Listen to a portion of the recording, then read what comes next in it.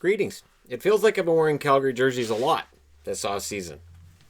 I see what's going on and I don't like it. So we'll start off with Buffalo is going into arbitration with Linus Ullmark. Reports are he is seeking $4.1 million. The team is countering with $1.8. As I stated in the video yesterday, look at the difference between the two numbers and you see the likelihood of them getting a deal done before we get to the arbitration. And it is a large difference. It's more than double the amount that Ullmark's asking than the team is offering. I'm not saying you won't see an agreement between the two, but they're pretty far apart. Josh Leivo, he's now a Calgary Flame.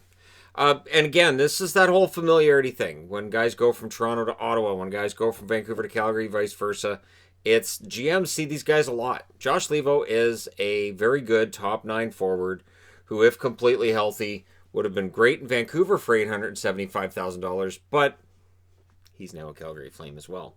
And I've said this as well about Tanev. I said that about Markstrom, and I'll say it again here. For the Calgary Flames, bringing in guys who are Vancouver Canucks, it makes it hard for me not to cheer for them in most cases next year. Most. Not all, but most. Because again, I like the players, and I do find myself rooting for players almost as much or more than teams in some cases, just from watching as much hockey as I do. But yeah, all the best to Leivo and all the best to Calgary. Treat them right. Same thing I said with Markstrom and Tanev, and here we are again. Josh Leivo is a member of the Calgary Flames, and it is a shame that Vancouver didn't just find $875,000 for Leivo. He would have been a solid bottom 6 forward. We know this because he was. And I'm pretty sure I saw his last game as a Canuck, which was the one against Vegas, where he got hurt. And that's a shame. I had no idea at the time that was it for Leivo. We had no way of knowing, and it's too bad. But it's an addition for Calgary that they're going to like. Vitaly Kravtsov scored in his return to the KHL. He now has 7 goals in 12 games in the KHL this year.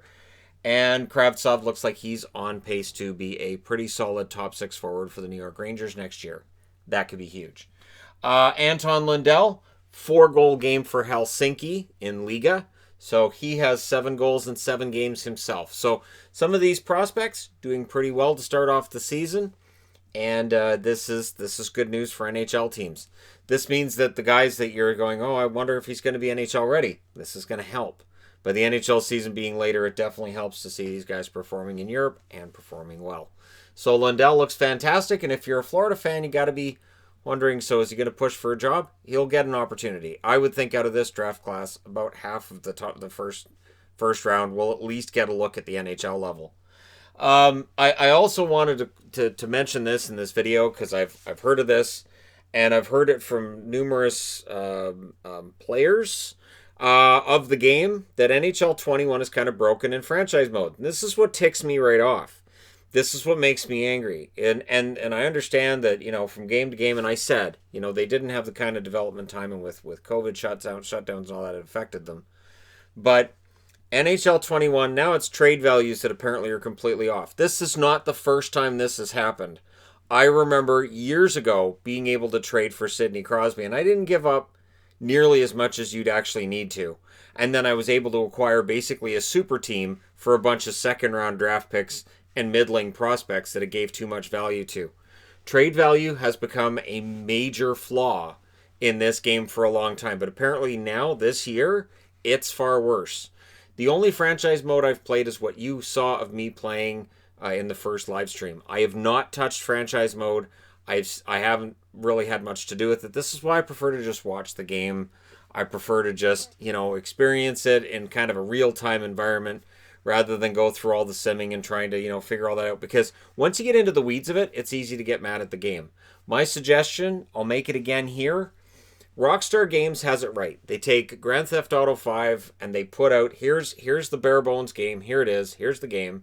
There's an online mode and there's a first player mode. And then just add add-ons. And you have new modes that get added, new stuff that gets added. So they still make a ton of money off people still buying the game. But you make your money off all the add-ons and all the ways that get fixed, and then you can fix it on the fly. So little problems the game may have had years ago, they've taken care of a lot of that. So I would love to see sports do the same thing. Instead of releasing a roster update for $80 every year, which is essentially what it does. You get new skins and you get a roster update, and you might get maybe tweaks to a mode in a game, and this year it's be a pro or be a player. But in general, it's still the same game.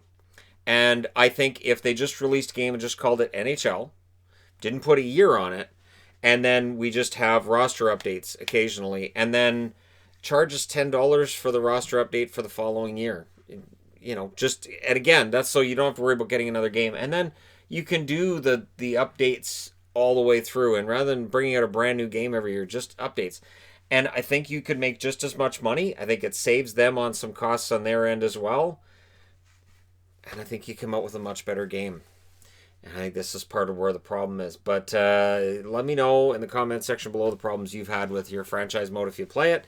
And is this just another case of EA saying, we're really worried about where the microtransactions are, so take care of HUT, take care of EA SHL, take care of whatever the sexy mode is we're trying to fix this year, which is be a pro, and the rest of it, it's fine. Just don't worry about it. That seems to be the case.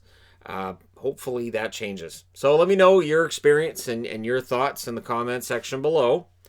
And the trade value thing it's not new. It really isn't new. It's been a problem for a very long time. And it used to make it so that you knew whether a trade was going to go through before you even hit the button to request the trade. You knew it was going to happen. And you were like, wow, I can't believe this is going to work. And it just worked. I just got him for what? Wow, that's insane. But hey, that's how it works. Let me know your thoughts. Hit like and subscribe if you're browsing your way through. You just happened upon this video. And for anybody who saw the Billie Eilish concert, let me know what you thought. I watched it. I enjoyed it. I thought it was pretty fun. So there you go. Thank you guys so much for watching, for all your support. I will talk to you again soon.